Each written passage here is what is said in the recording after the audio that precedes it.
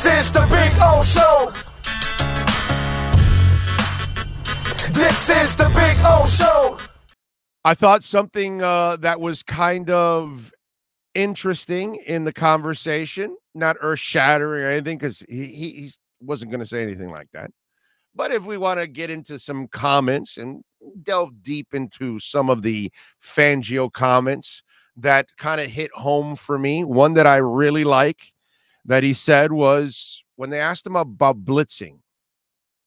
And you remember we talked a couple of weeks ago that I told you I was going to Chick-fil-A and I was in the car and I caught Mark Ross. I gotta keep remembering the name. Mark Ross, right? And apparently Joe has him on. I guess he's one of their Odyssey insiders or something like that. And he was describing Fangio's defense as an aggressive attacking style defense, which it's not.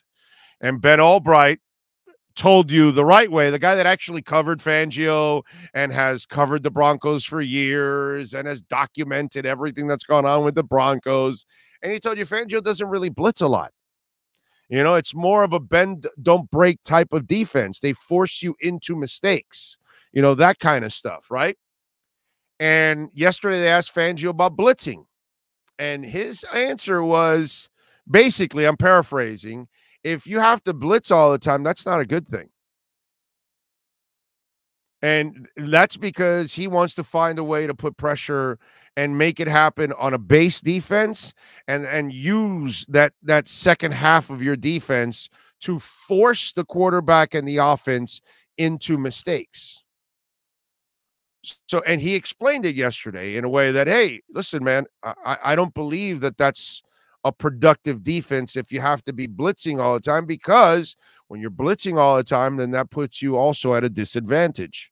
And if you're a great quarterback, there's ways to beat the blitz. Like you didn't blitz Marino.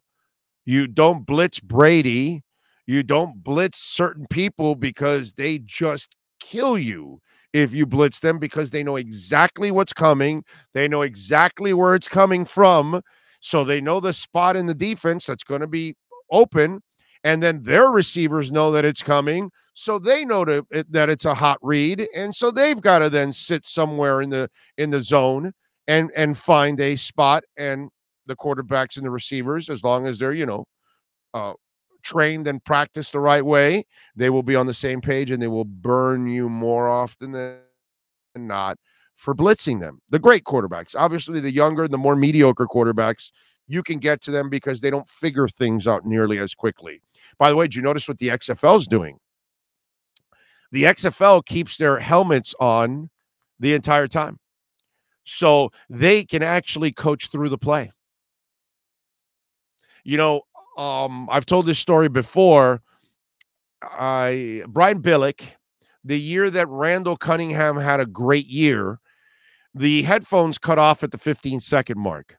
They would have the Ravens come to the line by the 20-second mark.